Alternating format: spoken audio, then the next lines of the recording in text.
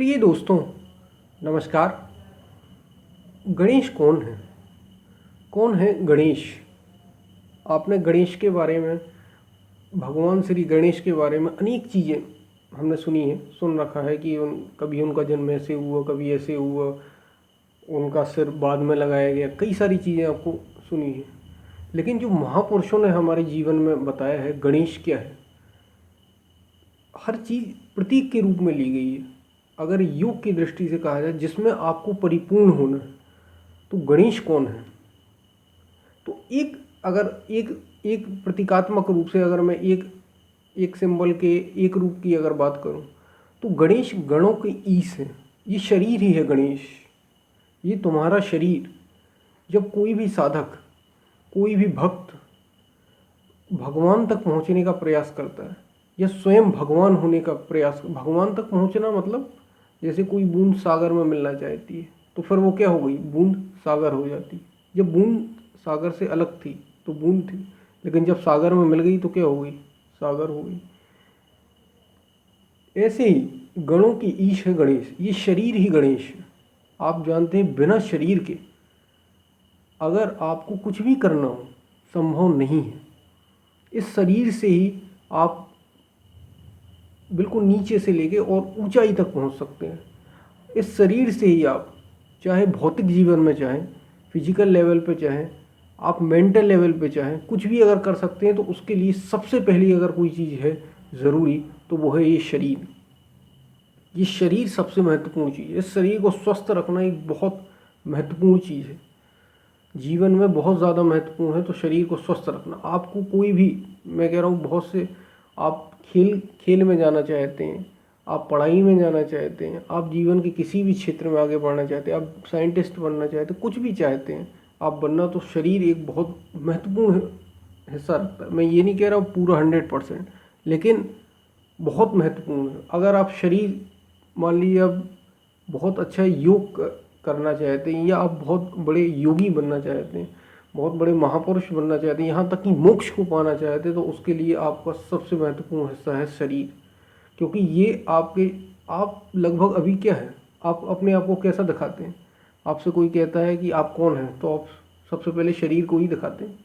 कोई ये तो कहता नहीं कि मैं आत्मा हूँ, कोई ये नहीं कहता मैं मन हूँ, कोई ये नहीं कहता मैं बुद्धि हूँ, ठीक है, कोई ये नहीं कहता मैं शिव हूँ, कोई ये नहीं कहता मैं ये मकान हूँ, कोई ये नहीं कहता मैं ये दुकान हूँ। सब कोई शरीर की ओर ही तो इशारा करता है, ये है वो। तो शरीर बहुत महत्वपूर्ण है। तो गणेश कौन है? गणों की ईश गणेश, यानी ये शरीर ही आपका गणेश है। इस शरीर को ही सब कुछ बनाया गया है, इस शरीर को ही गणेश, और इस शरीर के माध्यम से ही आप सारी चीज़ें उनके ईश हैं। इस शरीर के ईश हैं गणेश। और शरीर का ईश यानी ये शरीर में जो एक एक चीज़ मौजूद है, ये उसके गण हैं।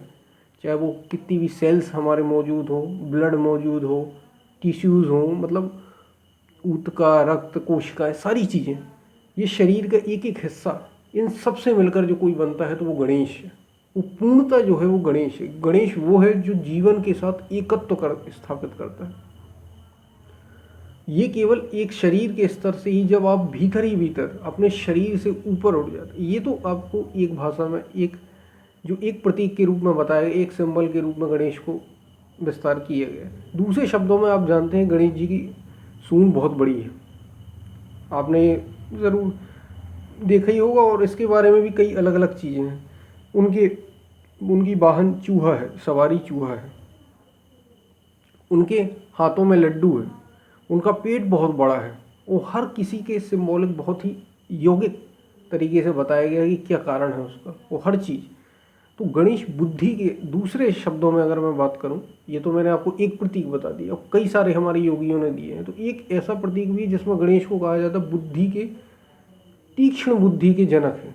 ऐसी प्रज्ञा, ऐसी बुद्धि जो ऋतंभरा है, जो बड़ी पवित्र है, जो आत्मा है, जो आपके शरीर और मन के लेवल से ऊपर है, वो गणेश है। गणेश वो है जो आपको योग से एक कर देता है। जब आप संपूर्ण विश्व को अपना एक हिस्सा मानते हैं, या अपने को संपूर्ण विश्व का एक हिस्सा मानने लगते हैं।